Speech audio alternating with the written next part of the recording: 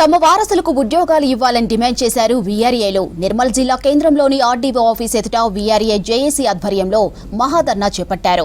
GO number 81 ప్రకారం మిగిలిన ఈ 3797 మంది వీఆర్ఏ వారసులకు నియామక ఉత్తర్వులను ఇవ్వాలని డిమాండ్ చేశారు. ఇక సర్కార్ స్పందించకపోతే తమ పోరాటాన్ని తీవ్రతరం చేస్తామన్నారు వీఆర్ఏలు.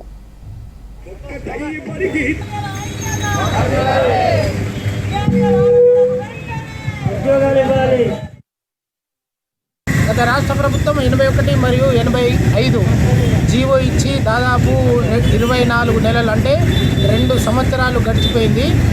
మొత్తం రాష్ట్రంలోని 20,555 మంది వీఆర్ఏలు ఉంటే అందులో 16,758 మందికి వారి విద్యా అర్హత ప్రకారం ఉద్యోగాలు ఇవ్వడం జరిగింది.